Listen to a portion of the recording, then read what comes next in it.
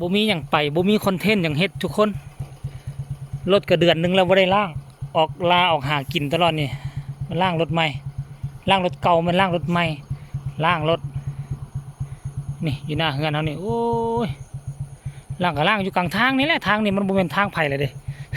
อยู่นี่ก็มีที่สองหลังนี่หลังนี้ก็อยู่บัดมือบัดมาบัดไปหลังนี้อยู่แบบถาวรหลังเฮาหลังเขาตัวนั้นก็บ่มีคนอยู่ตัวนั้นก็บ่มีคนอยู่ทัดหลังนี้ไปตัวนั้นก็บ่มีคนอยู่มีแต่อยู่4แยกพุ่นมี3-4หลังนี่4แยกคั่นน่ะบ่นี่3-4หลังหอมเฮานี่คือถือว่าหลังเดียวเลยอยู่นี่นะเนี่ยตกต้นแรงมากอ่ะล้างล็อกล้างรถลิ้นแล้วทุกคนเลยเงินเบิ่งแม่เฒ่าก็ได้แนวมักมาแล้วก็จัดการแล้วบัดนี้ไปซื้อเผือกกับซื้อสาลีมาเราจมอยากกินโดนละโอ้ได้สาลีมา2 โลได้เผือกมาโลนึงคักแนวเฮามักคือกันนะเนี่ย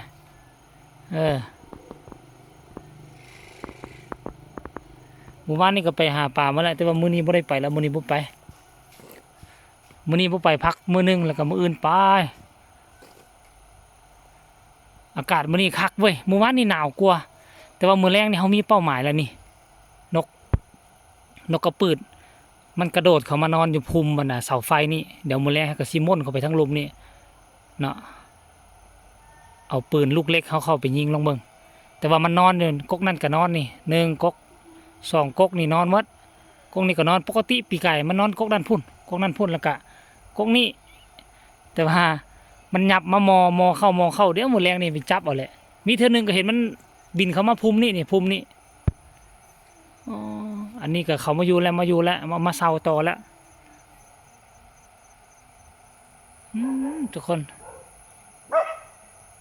เอาเฮาหยังโอ้ยสุเจ้านี่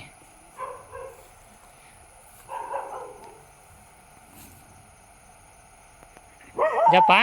ฮอนด้าไม่ต้องแล่นมันกัดสุดเลยเฮ้ยฮอนด้าโอ้เห็นคนบ่ได้นี่นะ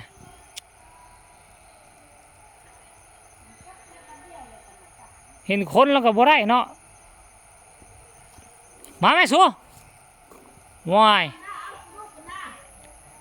ไอ้กัดลูกเขาได้ซักยาเสียเงินอีกได้สู่จะได้ไปขายสู่ไปใส่ค่ายาเขาได้โอ้บึงมากระทันบึงไหมทุกคนหน้าเฮือนโอ้ยอ่อนโจนเจนขนาดมันบ่อนั่นนี่มันส้มแห้งแต่ว่าบึงหมักสุกนี่ทุกคนมึงดู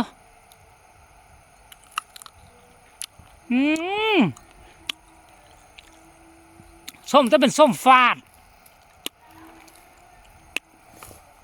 โอ้ยผู้ใดห้องเพลงก็เป็นตะมวนเนาะอยู่กำแพงฟังนั่นเนาะไม่อยากฟังก็อดฟังเอาได้ทุกคน อยู่น้ำกันเด้โอ้ยเห็นสุกพุ่นน่ะทั้งเทิงพุ่นน่ะมึงแม่ทุกคนปอโถเฮือนเฮาซ้ำสิกินอันนี้มักกะทันชนิดใหญ่แต่ว่าส้มอันอยู่ข้างเฮือนเขาพุ่นกะชนิดน้อยแต่ว่าเอาหวานเป็นกระทันปลาหากินได้นี่นะมึงนี่ทุกคนเอาคลิปนี้ก็ฝากไว้ซ้ำนี้ก็แล้วกันพอกันไหมคลิปหน้าเด้อ